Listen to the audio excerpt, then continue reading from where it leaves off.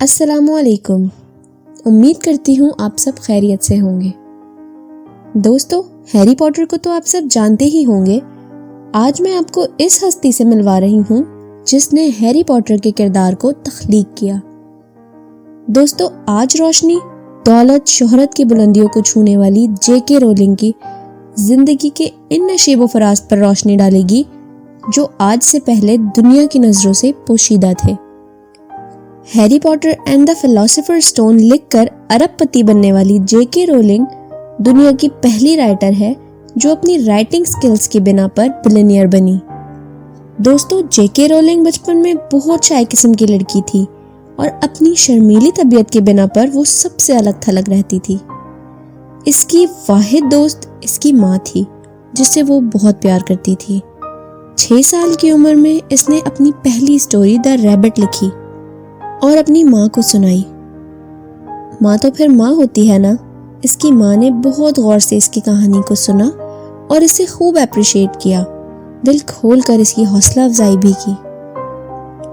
ماں کی اپریسیشن جے کے رولنگ کے لیے روشنی کی وہ قندیل ثابت ہوئی جس کی روشنی میں اس کی مصنفانہ زندگی کا آغاز ہوا۔ وہ اکثر خیالوں میں گم رہتی تھی، فارغ وقت میں اپنے خیالات کو ٹوٹے پھوٹے لفظوں میں پرو کر اپنی ماں کو سناتی اور اس کی ماں دل کھول کر اس کی تعریف کرتی۔ یوں ہی اس کی ٹریننگ جاری تھی کہ اس کی زندگی میں ایک بھیانک موڑ آیا جس نے اس کی زندگی کو بدل کر رکھ دیا۔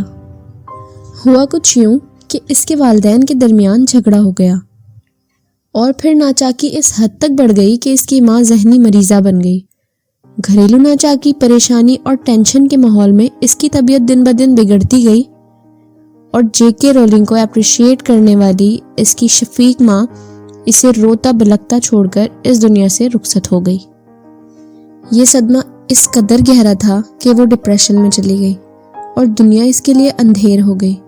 اس نے لکھنا لکھانا سب چھوڑ دیا اور خود کو ایک کمرے میں بند کر لیا۔ لیکن آخر کب تک؟ وہ کہتے ہیں نا کہ آئے ہیں اس جہاں میں تو جینا ہی پڑے گا، تو اسے پھر جینے کے لیے اٹھنا ہی پڑا اور اس نے زندگی کی گاڑی کو دھکا لگانے کے لیے ایک سکول ٹیچر کی جاب جوائن کر لی اور جاب جوائن کرنے کے بعد وہ پرتگال چلی گئی۔ جے کے رولنگ کی زندگی یوں ہی رواں دواں تھی کہ ایک کیفے میں اس کی ملاقات ایک جرنلسٹ سے ہوئی جس سے ملنے کے بعد اسے زندگی خوبصورت لگنے لگی۔ اسے ریئلائز ہوا کہ ان دونوں کی سوچ میں کافی ہم آہنگی ہے۔ ان دونوں کو ہی ناولسٹ آسٹن جین کی کتابیں بہت پسند تھیں۔ یہ دونوں اکثر ہی ملنے لگے اور مختلف موضوعات پر بات کرنے لگے۔ انہیں ایک دوسرے کے ساتھ ٹائم سپینڈ کرنا بہت پسند آیا۔ یوں ہی ملتے ملاتے 1 سال بیت گیا اور ان دونوں نے شادی کر لی اور جلد ہی قدرت نے انہیں ایک بیٹی سے نواز دیا۔ لیکن خوشیاں زیادہ دیر پا ثابت نہ ہو پائیں۔ اس کے شوہر کا رویہ اس کے ساتھ بہت خراب ہونے لگا۔ بات بات پر لڑنا جھگڑنا روز روز کا معمول بن گیا اور یہ گھریلو ناچاکی اس حد تک بڑھ گئی کہ اس کے شوہر نے اسے گھر سے نکال دیا۔ اس کی زندگی ایک بار پھر اندھیروں میں ڈوب گئی۔ پرتگال میں اس کا کوئی نہیں تھا۔ اس نے اپنی بیٹی کو لیا اور اپنے شہر واپس آ گئی۔ اس کا گھر بکھر چکا تھا، نوکری بھی اس کی ختم ہو گئی تھی۔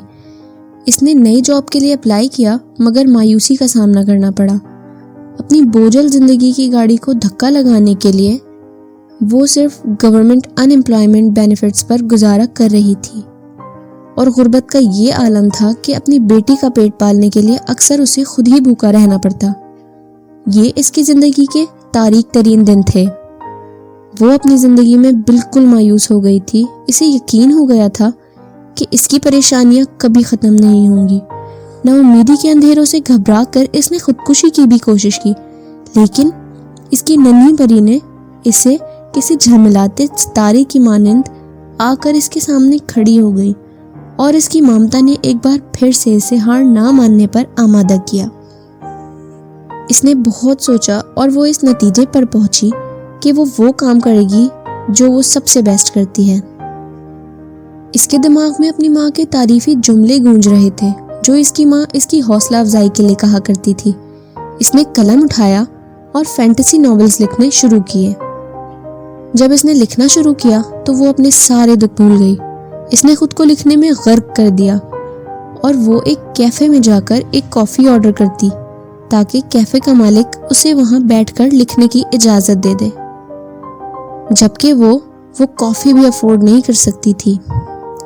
لیکن اس طرح وہ وہاں بیٹھ کر گھنٹوں لکھ پاتی تھی۔ رات دن ایک کر آخر اس نے اپنا ناول مکمل کیا اور اسے پبلش کرنے کے لیے ایک پبلشر سے رابطہ کیا، لیکن پبلشر نے اس کا ناول ریجیکٹ کر دیا۔ وہ ایک کے بعد ایک پبلشر کو اپنا ناول بھیجتی رہی اور ہر طرف سے انکار ہوتا رہا۔ اس کا میل باکس ریجیکشن میل سے بھرتا گیا۔ وہ جب بھی نا امید ہونے لگتی، اس کی بیٹی اسے جدوجہد کرنے کا حوصلہ دیتی۔